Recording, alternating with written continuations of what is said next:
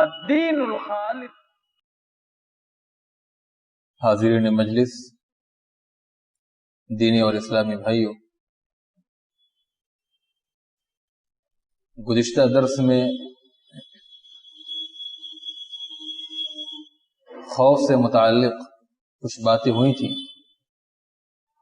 کہ خوف کیا چیز ہے اور خوف کی کتنی قسمیں ہیں اور ایک مومن کی زندگی میں خوف کا کیا کردار ہے۔ خوف اور امید یہ دونوں ایک دوسرے کو لازم و ملزوم ہیں۔ خوف دنیا چلے جانے کا، دنیا کے نقصان کا، تجارت کے نقصان کا، اپنے جان کے نقصان کا، اپنی صحت کے نقصان کا، اپنے بچوں کے تعلق سے خوف، بیوی بچوں کے تعلق سے خوف، یہ خوف طبعی، فطری۔ اصل خوف اللہ تبارک و تعالیٰ کا، اصل خوف اللہ تبارک و تعالیٰ کی سزا کا خوف، اصل خوف اللہ تبارک و تعالیٰ کی وعید کا خوف، اصل خوف جہنم کا خوف، اصل خوف عذاب قبر کا خوف، کہ جس کی بنیاد پر انسان گناہوں سے بچتا ہے، اللہ کی نافرمانیوں سے اپنے آپ کو دور رکھتا ہے، اور نہ صرف یہ کہ وہ اپنے آپ کو گناہوں اور نافرمانیوں کے کام سے دور رکھتا ہے، بلکہ وہ اس خوف کی بنیاد پر اپنے آپ کو ہمہ وقت اللہ رب العالمین کی عبادت میں لگا رہتا ہے، اللہ کی اطاعت میں اپنا وقت گزارتا ہے، اور گناہ کے ہر کام سے وہ ڈرتا ہے، نافرمانیوں کے امور کو دیکھ کر وہ لرز جاتا ہے، کانپ اٹھتا ہے، یہ خوف۔ اور دوسری چیز امید۔ اللہ نے مومن کو صرف ڈرنے کے لیے نہیں کہا کہ صرف ڈرتے رہو، اور فطری طور پر نیچرل طور پر دیکھا جائے یہ چیز مناسب بھی نہیں تھی کہ اللہ رب العالمین صرف جہنم کے مناظر کے نقشے پیش کرتا قرآن کے اندر، قبر کے عذاب اور قبر کی تاریکی اس سے ڈراتا، قبر کی جو ہولناکی، پھر قیامت کے دن کی جو سختیاں ہیں، حساب و کتاب کی جو گھڑی، فلسرات کا جو معاملہ ہے، صرف اللہ یعنی ان چیزوں سے ڈرانا اللہ رب العالمین کا اور امید نہ دلانا یہ مصلحت سے خالی تھا۔ لیکن اللہ رب العالمین نے اسی کے ساتھ ساتھ اللہ کی مصلحت، اللہ رب العالمین کی حکمت یہ مکمل ہے، اس میں کسی قسم کا نقص نہیں ہے۔ اللہ نے اس کے ساتھ ساتھ جنت کی بشارت بھی سنائی تاکہ ایک انسان کے اندر امید جگے، تاکہ ایک انسان حوصلہ افزا زندگی گزارے، اللہ رب العالمین کی رحمت، اللہ کے فضل کی امید، جنت کی امید، اللہ کی رضا پانے کی امید، اور مختلف قسم کے جو اللہ رب العالمین نے مومنوں سے، اہل ایمان سے نیکی کے کاموں پر جو وعدے فرمائے، ان وعدوں پر اللہ رب العالمین نے مومنوں کو جو بشارتیں سنائی ہیں، جو وعدے کیے ہیں، ان کی امید۔ اس طرح انسان کی زندگی متوازن اور ایک بیلنس زندگی گزرے گی، خاص کر مومن کی زندگی۔ اسی لیے علماء اکرام محدثین کہتے ہیں، عقیدے کے علماء، کہ ایک مومن کی زندگی میں خوف اور امید دونوں لازم و ملزوم ہیں، دونوں کے بغیر انسان کی زندگی ناقص ہے، ایمان ناقص ہے۔ خوف نہیں ہے تو گناہ ہی گناہ ہے، اور یہ گناہ اعلیٰ درجے کو بھی پہنچ سکتا ہے، انسان شرک تک بھی جا سکتا ہے، اور یہ گناہ انسان کو نافرمان بنا سکتا ہے، راندہ درگاہ بنا سکتا ہے، جیسے کہ ابلیس کو بنایا، اللہ کی رحمت سے محروم، اللہ کے فضل سے محروم، اللہ کے غضب کا مستحق بنا سکتا ہے۔ اور اگر امید نہ ہو تو پھر انسان اللہ کی طرف رجوع نہ کرے، اللہ سے توبہ نہ کرے۔ اگر امید نہ ہو، انسان اللہ رب العالمین کی بارگاہ میں روئے نہ، گڑ گڑائے نہ، معافی نہ مانگے۔ اللہ نے خوف دلایا، اللہ نے ڈرایا، لیکن ساتھ ساتھ اللہ نے امید بھی دلائی۔ تو امید یہ ایک عبادت ہے۔ خوف کے بارے میں گزشتہ درس میں نے بیان کیا، اسی طرح امید بھی ایک عبادت سے عربی میں رجا کہتے ہیں، امید رکھنا۔ امید بندہ اللہ رب العالمین سے عاجزی اور توابیداری کے ساتھ امید رکھے، یہ ایک عبادت ہے۔ اب اس کا تقاضا کیا ہے؟ اس کا تقاضا یہ ہے کہ بندہ اس امید کو ان شرائط کے ساتھ غیر اللہ کے ساتھ وابستہ نہ کرے، اس امید کو ان شرائط کے ساتھ، عاجزی کے ساتھ، تابعداری کے ساتھ، جو امید اللہ سے وہ رکھ رہا ہے وہ غیر اللہ سے نہ رکھے، ورنہ یہ شرک ہو جائے گا۔ اور یہ ہے کیا کہ بندہ امید اللہ رب العالمین کے فضل و کرم کی امید رکھے، اس کی رحمت کی امید رکھے، اور اللہ رب العالمین کے لیے اپنی امید کو خالص کر لے، خاص کر لے۔ امید صرف اللہ سے، مدد کی امید، سہارا کی امید، نفع کی امید، ہر چیز کی امید اللہ رب العالمین سے رکھے، بھلائی کی امید، خیر کی امید، کامیابی کی امید، سعادت و ترقی کی امید اللہ رب العالمین سے رکھے، اور اللہ رب العالمین سے ہمیشہ حسن ظن رکھے، حسن ظن رکھے، اللہ رب العالمین سے بدگمان نہ ہو، اللہ رب العالمین کے تعلق سے برے گمان نہ پیدا کرے اپنے دل و دماغ میں، برا گمان، برا وسوسہ جیسا ہی آئے اللہ کی پناہ طلب کرے، اعوذ باللہ من الشیطان الرجیم کہے، اور جو چیزیں اللہ رب العالمین کو محبوب ہیں، جو چیزیں پاک پروردگار محبوب رکھتا ہے، پسند رکھتا ہے، ان چیزوں کو بندہ اختیار کرے، یہ امید کا تقاضا ہے۔ قرآن مجید میں اللہ رب العالمین نے ارشاد فرمایا فَمَنْ كَانَ يَرْجُو لِقَاءَ رَبِّهِ فَلْيَعْمَلْ عَمَلًا صَالِحًا وَلَا يُشْرِكْ بِعِبَادَةِ رَبِّهِ أَحَدًا، جو شخص اپنے رب سے ملاقات کی سچی تڑپ رکھتا ہے، اپنے رب سے ملاقات کی سچی امید رکھتا ہے، يَرْجُو لِقَاءَ رَبِّهِ فَلْيَعْمَلْ عَمَلًا صَالِحًا،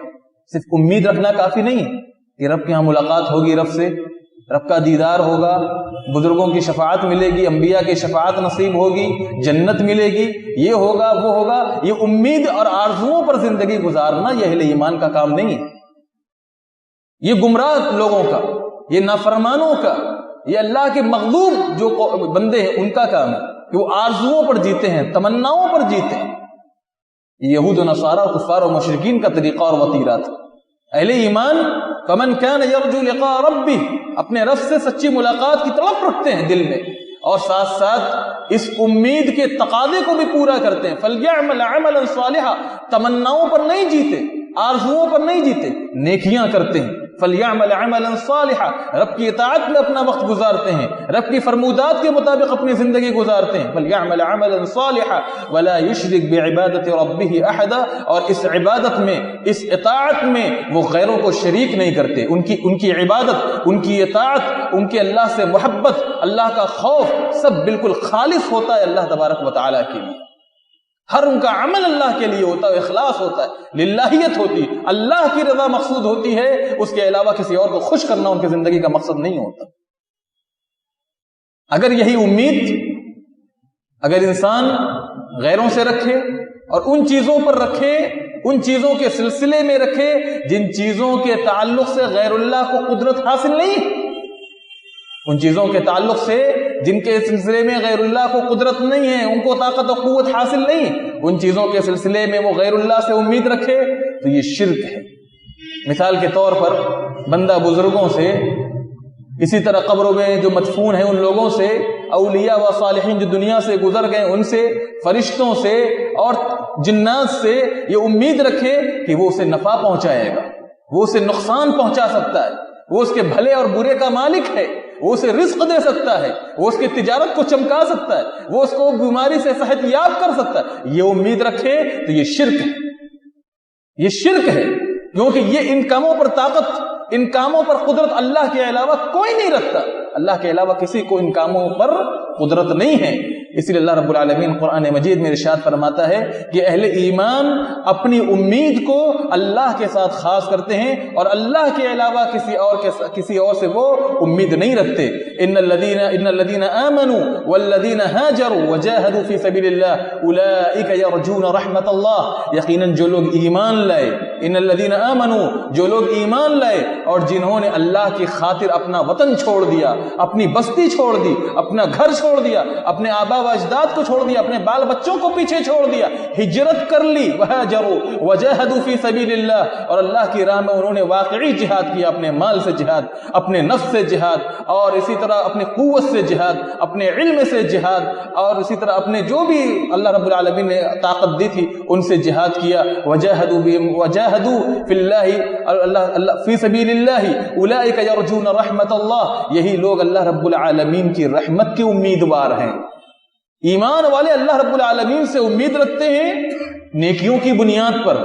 جہاد کی بنیاد پر, اطاعت کی بنیاد پر, اخلاص کی بنیاد پر, ایمان کی بنیاد پر, اور رکھتے امید کس سے؟ اللہ رب العالمین سے, اور اللہ کی رضا کے لیے کام کرتے ہیں, اور اللہ کو کے لیے وہ کام کرتے ہیں جو کام اللہ محبوب جانتا ہے, اللہ کو ناراض کرنے والا کام نہیں کرتے. امید جھوٹی بھی ہوتی ہے اور سچی بھی ہوتی ہے. سچی امید جو ہوتی ہے وہ 3 چیزوں کو شامل ہوتی ہے, اس کی 3 نشانی ہے. ایک انسان کہے کہ میں اپنے رب سے سچی امید رکھتا ہوں, میں جنت پانے کی سچی امید رکھتا ہوں, میں رسول کی محبت سچے طور پر رکھتا ہوں. ان تمام چیزوں کی امید رکھے کہ میں رسول سے بھی محبت رکھتا ہوں, میں اللہ سے محبت رکھتا ہوں. سچی امید اللہ کو پانے کی, جنت کو پانے کی, اللہ کی رضا پا لینے کی. اگر بندہ امید رکھتا ہے اور دعویٰ بھی کرتا ہے تو اس کی 3 نشانی سچی امید کی. جس چیز کی وہ امید رکھتا ہو اس سے واقعی محبت رکھتا ہو, جس چیز کی اسے امید ہے, جس چیز کی دل میں امید اور امنگ رکھتا ہے, اس کے لیے واقعی اس کے دل میں محبت, تڑپ ہو, اس کے لیے محبت ہو. اور دوسری چیز اس چیز کے کھو جانے کا, اس چیز کے نقصان کا خوف, اس چیز کے نقصان کا خوف دل میں ہو, محبت ہو اس چیز کے نکل جانے کا, اس چیز کے ہاتھ سے نکل جانے کا, اس چیز کے ختم ہو جانے کا, اس چیز کے نقصان کا خوف ہو. یہ امید کی دوسری نشانی, سچی امید کی دوسری نشانی محبت ہو, نقصان کا خوف ہو, اور تیسری چیز اس کے حاصل کرنے کے لیے کوشش ہو, اس کے حاصل کرنے کے لیے جانفشانی ہو, اس کو حاصل کرنے کے لیے انسان ہاتھ پیر مارے اور اللہ کے بتائے ہوئے طریقے کے مطابق. یہ سچی امید کی نشانی. چنانچہ صحابہ کرام کے زندگی میں دیکھیے, صحابہ کرام کو اللہ رب العالمین نے جو مقام و مرتبہ دیا وہ ہم سے مخفی نہیں ہے, بالکل عیا ہے, بالکل صاف ہے. اللہ رب العالمین نے صحابہ کرام کو انبیاء کرام کے بعد سب سے پاکیزہ مخلوق بنایا. کیوں بنایا؟ صحابہ کرام کا دور سب سے زیادہ بابرکت دور تھا, سب سے بہترین دور تھا. کیوں ان کے دور کو سب سے بہترین دور قرار دیا گیا, سب سے بابرکت دور قرار دیا گیا؟ کیونکہ ان کا کردار اسلام کے لیے, ان کی قربانیاں دین کے لیے بالکل واضح تھی, اور انہوں نے کبھی بھی اپنے دین سے, اپنی ایمان سے سمجھوتا نہیں کیا. ایمان کی بنیاد پر, اطاعت کی بنیاد پر وہ اللہ کو بھی خوش رکھے رہے اور اپنے رسول کو بھی خوش رکھے رہے, اس کی بھی اطاعت کرتے رہے اور اس پاک پروردگار کی بھی اطاعت کرتے رہے. اسی ایمان اور اطاعت کی بنیاد پر وہ اللہ کی رضا کی امید رکھتے تھے, جنت کی امید رکھتے تھے. ایمان اور اطاعت کی بنیاد پر صحابہ کرام اللہ کی رضا کی امید رکھتے تھے, اور یہ ایمان صحابہ کرام کے نزدیک سب سے بڑی دولت تھی. جس ایمان سے ان کو محبت تھی, جس ایمان سے ان کو ایک بہت قریبی لگاؤ اور بہت ہی محبت تھی, اس کے چلے جانے کا خوف تھا, اس کے نکل جانے کا خوف تھا, اور ساتھ ساتھ اس کے حاصل کرنے کے لیے, اطاعت میں آگے بڑھنے کے لیے, اپنے ایمان کو ترقی دینے کے لیے, اپنی ایمان کی معراج کے لیے وہ اللہ کے نبی صلی اللہ علیہ وسلم کی صحبت میں ہمہ وقت رہتے تھے, اللہ کی اطاعت کرتے, اللہ کے رسول صلی اللہ علیہ وسلم کی اطاعت میں لگے رہتے تھے, اور رسول کریم صلی اللہ علیہ وسلم سے اللہ کی رضا جوئی کے لیے جو کام ہو سکتا تھا وہ ان کی رہنمائی میں وہ کیا کرتے تھے. حضرت حنظلہ رضی اللہ تعالی عنہ کا واقعہ صحیح مسلم میں امام مسلم نے اور دوسری کتاب احادیث کی کتابوں میں امام ترمذی وغیرہ نے نقل کیا ہے. حضرت حنظلہ اسیدی رضی اللہ تعالی عنہ بڑے جلیل القدر صحابی تھے. یہ اللہ کے نبی صلی اللہ علیہ وسلم پر جو وحی نازل ہوتی تھی ان کو نقل کرتے تھے, ان کو لکھتے تھے. ایک مرتبہ وہ کہتے ہیں کہ میں ابو بکر رضی اللہ تعالی عنہ کے پاس سے گزرا اور اس وقت میں رو رہا تھا. ابو بکر رضی اللہ تعالی عنہ نے پوچھا کہ حنظلہ کیا بات ہے, کیوں رو رہے ہو؟ کہا کہ نافق حنظلہ, کہا کہ حنظلہ منافق ہو گیا, کون کہہ رہا ہے؟ صحابی رسول، اور وہ صحابی جو اللہ کے نبی صلی اللہ علیہ وسلم پر اترنے والی آسمان سے وحی کو لکھتا تھا، نقل کرتا تھا، رقم کرتا تھا، کاتب وحی، کہہ رہا ہے نافق حنظلہ، حنظلہ منافق ہو گیا۔ ابو بکر نے پوچھا کیا بات ہے؟ کہا کہ حنظلہ نے کہ اے ابو بکر، کیا یہ حقیقت نہیں ہے کہ جب ہم اللہ کے نبی صلی اللہ علیہ وسلم کے پاس ہوتے ہیں اور جنت و جہنم کا تذکرہ اللہ کے نبی صلی اللہ علیہ وسلم ہمارے سامنے کرتے ہیں تو ہمیں یوں محسوس ہوتا ہے کہ جیسے جنت ہمارے سامنے ہو، جہنم ہمارے سامنے ہو، ہم اپنی آنکھوں سے ان کو دیکھ رہے ہوں۔ لیکن جب ہم اپنے کاروبار میں مشغول ہو جاتے ہیں، اپنے بال بچوں میں مشغول ہو جاتے ہیں، اپنے گھر میں چلے جاتے ہیں، تو یہ جہنم کے مناظر ہماری آنکھوں سے اوجھل ہو جاتے ہیں، یہ جنت کے مناظر ہماری آنکھوں سے اوجھل ہو جاتے ہیں اور ہماری کیفیت غیر ہو جاتی ہے۔ ابو بکر نے کہا کہ واقعی یہ بات تو حقیقت ہے، یہ تو حقیقت ہے کہ جب ہم اپنے کاروبار میں مشغول ہو جاتے ہیں تو ہم یہ باتیں بھول جاتے ہیں، ہم بھول جاتے ہیں اور ہماری بھی یہی کیفیت ہوتی ہے۔ تو انہوں نے سمجھا کہ یہ نفاق ہے، یہ نفاق ہے، نفاق اللہ کو دھوکہ دینا، رسول کو دھوکہ دینا، مومن کو دھوکہ دینا۔ اسی حالت میں روتے ہوئے حضرت حنظلہ ابو بکر رضی اللہ تعالیٰ عنہ کے ساتھ اللہ کے نبی صلی اللہ علیہ وسلم کی خدمت میں پوچھتے ہیں اللہ کے نبی صلی اللہ علیہ وسلم، حنظلہ کیا معاملہ، کیا بات ہے، کیوں رو رہے ہو؟ تو پورا واقعہ ذکر کرتے اللہ کے نبی صلی اللہ علیہ وسلم نے فرمایا، اے حنظلہ،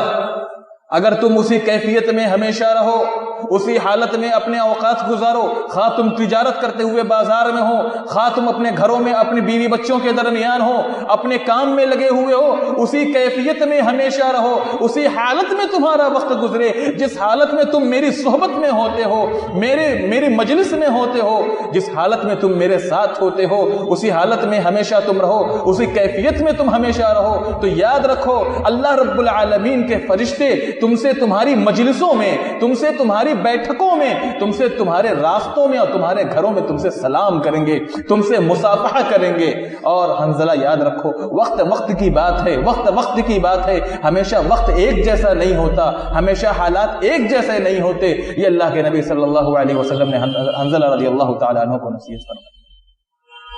تو جس چیز کی انسان کو امید ہوتی ہے اس کے لیے محبت، اس کے چلے جانے کا خوف، ایمان سے یک گونا لگاؤ تھا صحابہ کرام۔ بلال حبشی کو جو کڑی سزا دی گئی، جس سخت آزمائش سے گزرے، صحابہ کرام پر قربان جائیے کتنی سخت اذیتیں دی گئیں، ان کو کتنی قربانیاں ان کو دینی پڑی، لیکن کبھی بھی انہوں نے اپنے ایمان سے سمجھوتا نہیں کیا۔ یہ تکلیفیں، یہ آزمائشیں، یہ قربانیاں، یہ جان و مال کا نقصان انہیں اپنے دین سے ان کو باز نہیں رکھ سکا، اپنے ایمان سے باز نہیں رکھ سکا۔ بلال حبشی کو جو تکلیفیں دی گئیں وہ عہد کہتے رہے، خباب بن ارت کو جو نقصان پہنچایا گیا، اور اسی طرح عمار بن یاسر کو اور صہیب رومی کو اور مصعب بن عمیر کو، یہ صحابہ کرام، حضرت سمیہ رضی اللہ تعالی عنہا کو، یہ تمام صحابہ کرام آپ کے لیے مثال ہے، مثال کہ کس طرح ان کے لیے ایمان، ان کے لیے یہ گونا سب سے بڑی اللہ رب العالمین کی دولت تھی، اور کس قدر ان کو لگاؤ تھا، اور اس ایمان کے آگے وہ کچھ بھی سننے کو تیار نہیں تھی، اس کے لیے سب کچھ انہوں نے داؤں پر لگا لیا تھا۔ سچی محبت کی یہ تین نشانیاں، رجا کی، سچی امید کی یہ تین قسمیں ہیں، یہ تین نشانیاں ہیں۔ رجا کی، امید کی دو قسمیں علماء کرام نے بتائی ہے، رجاء محمود، رجاء مذموم۔ رجا یعنی امید، سچی امید اگر بندہ رکھتا ہے تو سچی امید کی نشانی ہے کہ بندہ اپنے آپ کو ہمیشہ اللہ کی اطاعت میں لگائے رہتا ہے، اللہ کی فرما برداری کے کام میں اپنے آپ کو دین پر جمائے رہتا ہے، اللہ کی نافرمانی کے کاموں سے بچا رہتا ہے، گناہوں سے اپنے آپ کو دور رکھتا ہے، اور اپنے ہر کام پر جو اللہ اور اس کے رسول کے بتائے ہوئے طریقے کے مطابق ہوتا ہے اور پورے اخلاص کے ساتھ بندہ کرتا ہے، اس پر ثواب کی امید رکھتا ہے، تو اس بندے کی وہ امید سچی امید ہے، رجاء محمود۔ اس کی وہ جو رجا ہے، وہ جو اس کی امید ہے، وہ قابل تعریف ہے اللہ تبارک و تعالیٰ کے ہاں۔ اور رجاء مذموم جس کی مذمت کی ہے قرآن نے بھی، حدیث نے بھی، اور جو اللہ تبارک و تعالیٰ کی جھوٹی امید ہے کہ بندہ رجاء مذموم عمل بھی نہ کرے، جس چیز کی امید رکھتا ہے اس کے لیے عمل بھی نہ کرے، اور اس چیز کے حاصل کرنے کے لیے اسباب کو بھی اختیار نہ کرے، اس چیز کو حاصل کرنے کے لیے اسباب کو بھی اختیار نہ کرے، اور اللہ کی تدبیر سے بے خوفی کے ساتھ زندگی گزارے۔ نہ اللہ کا خوف ہو، نہ آخرت کا خوف ہو، نہ آخرت کی فکر ہو، نہ اللہ کی وعید کا کوئی خوف ہو، نہ اللہ کی پکڑ کا کوئی خوف ہو، اللہ کے تدبیر سے بے خوفی کی زندگی گزارے اور امیدوں پر جیے، آرزوؤں پر جیے، تمناؤں پر جیے. جیسے آج لوگ جیتے ہیں شرکیہ امور بھی انجام دیتے ہیں، بدعات و ضلالات میں گمراہی کی زندگی، گمراہی کے دلدل میں پھنسے ہوئے ہیں، اور یہ امید رکھتے ہیں کہ بزرگوں کی شفاعت کی بنیاد پر انہیں کامیابی مل جائے گی، انہیں جنت مل جائے گی. یہ بہت بڑا دھوکہ ہے. اسی فریب نفس اور اسی غرور میں یہود و نصارہ پڑے ہوئے تھے. اللہ رب العالمین ان کی گمراہیاں بیان کر رہا ہے، ان کا فریب نفس بیان کر رہا ہے، ان کا غرور بیان کر رہا ہے. وقالت اليهود والنصارى یہود و نصارہ کہتے تھے وقالوا لن يدخل الجنة الا من كان هودا او نصارى، یہ کہتے تھے اہل کتاب کہ جنت میں سوائے یہود و نصارہ کے کوئی داخل نہیں ہوگا. جنت میں جائیں گے تو یہود جائیں گے یا تو نصارہ جائیں گے، ان کے علاوہ کوئی نہیں جانے والا ہے. اللہ رب العالمین کہہ رہا تم نے ضمانت لے لی ہے، تمہیں کچھ لکھا ہوا ملا ہے اللہ کی طرف سے. تلک امانیہم، تمہاری باطل امیدیں ہیں، یہ تمہاری جھوٹی تمنائیں ہیں، آرزویں ہیں. تلک امانیہم، اللہ کی طرف سے کچھ لکھا ہوا ملا تو بتاؤ، دکھاؤ اسے. اور اللہ رب العالمین آگے بتا رہا ہے بلا من اسلم وجهه للہ وهو محسن فله اجره عند ربه ولا خوف عليهم ولا هم يحزنون. جنت میں تو وہی جائیں گے جنہوں نے اپنے آپ کو اللہ رب العالمین کا تابع دار بنا لیا اور پورے خلوص کے ساتھ زندگی گزاری. ایمان اور عمل کی بنیاد پر لوگ جنت میں جائیں گے، اور یہ جھوٹی تمناؤں پر اور آرزوؤں پر جینے والے جنت کے کبھی مستحق بن ہی نہیں سکتے. میرے اسلامی بھائیوں، میں نے بتایا خوف اور امید کو جمع رکھنا ایک مومن کی نشانی ہے، اور ایک مومن کے ایمان کی کامیابی کی نشانی ہے. ایک مومن کا فریضہ یہ بنتا ہے، ایک مومن کی زندگی، ایک مومن کا ذمہ یہ بنتا ہے کہ وہ اللہ رب العالمین سے امید رکھے، اور اس امید کے مطابق اللہ رب العالمین سے حسن ظن رکھے، اللہ کے فضل کی امید رکھے، اس کے رحمت کی امید رکھے، اور کبھی بھی اللہ رب العالمین کی رحمت سے مایوس نہ ہو. اور یہ بھی اس کا تقاضا، خوف کا تقاضا ہے کہ اللہ رب العالمین سے ہمیشہ ڈرا رہے، اللہ سے خوف کھائے، اس کی نافرمانی سے بچے، اور یہ خوف ہی انسان کو کامیاب بناتا ہے. اللہ رب العالمین نے قرآن مجید میں انبیاء کرام کے بارے میں فرمایا انہم کانوا یسارعون فی الخیرات ویدعوننا رغبا ورہبا. یہ انبیاء کرام نیکی کے کاموں میں ایک دوسرے سے آگے بڑھتے ہیں، جلدی کرنے کی کوشش کرتے ہیں، اور امید اور خوف کے ساتھ اللہ رب العالمین کو پکارتے رہتے ہیں. اللہ نے فرمایا کہ جھکنے والے ہیں ہماری طرف. قرآن مجید میں اللہ رب العالمین نے ایک اور مقام پر فرمایا اولئک الذین یدعون یبتغون الی ربہم الوسیلہ ایہم اقرب ویرجون رحمتہ ویخافون عذابہ، کہ یہ جو اللہ کے بندے ہیں اولئک الذین یدعون یبتغون الی ربہم الوسیلہ، یہ اللہ کے بندے جنہیں یہ لوگ پکارتے ہیں، جنہیں مشرکین پکارتے ہیں، جنہیں اللہ رب العالمین کی عبادت سے بغاوت کرنے والے لوگ پکارتے ہیں، یہ معبودان باطلہ کے پرستار جنہیں پکارتے ہیں اولئک الذین یدعون یبتغون الی ربہم الوسیلہ. حالت یہ ہے، عالم یہ ہے، حقیقت یہ ہے کہ یہ خود، ان کی حقیقت یہ ہے، عالم یہ ہے کہ یہ خود اللہ رب العالمین کو پکارتے ہیں، یہ خود اللہ رب العالمین کی طرف رجوع کرتے ہیں اور اپنے رب کا وسیلہ تلاش کرتے ہیں، اپنے رب کا قرب تلاش کرتے ہیں. ایہم اقرب ویرجون رحمتہ ویخافون عذابہ، اور یہ ان میں سے ہر ایک کی کوشش ہوتی ہے کہ کون اپنے رب سے زیادہ عمل کی بنیاد پر قریب ہو جائے، اپنے رب سے ڈرتے رہتے ہیں اور اپنے رب کی رحمت سے امید رکھتے ہیں. وَيَرْجُونَ رَحْمَتَهُ وَيَخَافُونَ عَذَابَهُ. اللہ رب العالمین ان کے بارے میں یہ بیان فرمایا. یہ قرآن مجید کی آیت بہت سے مسائل کا انکشاف کرتی، بہت سے مسائل کی وضاحت کرتی. پہلی بات تو یہ کہ کفار و مشرکین کہا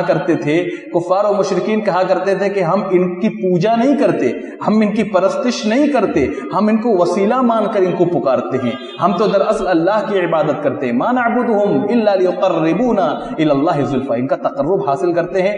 ان کو وسیلہ بناتے ہیں تاکہ اللہ کا تقرب حاصل کرنے. آج کے مشرکین کیا کہتے ہیں، آج کے قبر پرست حضرات کیا کہتے ہیں کہ ہم ان کی عبادت نہیں کرتے، ہم ان کو وسیلہ سمجھتے ہیں اور اللہ رب العالمین کی بارگاہ میں تقرب حاصل کرنے کے لیے ان کو پوچھتے ہیں. یہ قبروں پر چادر چڑھانا، گاگر چڑھانا، قبروں اور مزاروں کی صفائی اور دھلنا اور اس سے مدد چاہنا اور اس پر کھڑے ہونا اور ان مردوں کے لیے نذر و نیاز کرنا، یہ وسیلہ تلاش کرنا نہیں ہے. یہ وہی دھوکہ ہے، یہ وہی فریب ہے، یہ وہی خدع ہے جس میں کفار و मुशरिकीन पड़े हुए थे। ये वसीला तलाश करने का तरीका नहीं है, ये उनकी इबादत है। और अल्लाह रब्बुल आलमीन ने कुफ्फार और मुशरिकीन की आंख खोलते हुए फरमाया, कुल या अय्युहल काफिरून ला अअबुदु मा तअबुदून, ऐ नबी सल्लल्लाहु अलैहि वसल्लम आप कह दीजिए, ऐ काफिरों मैं उन लोगों की इबादत नहीं करता जिनकी तुम इबादत करते हो। ला अअबुदु मा तअबुदून, जिनकी तुम परस्तिश करते हो मैं उनकी पूजा नहीं करता, मैं अल्लाह की इबादत करता हूं। इससे बात मालूम हुई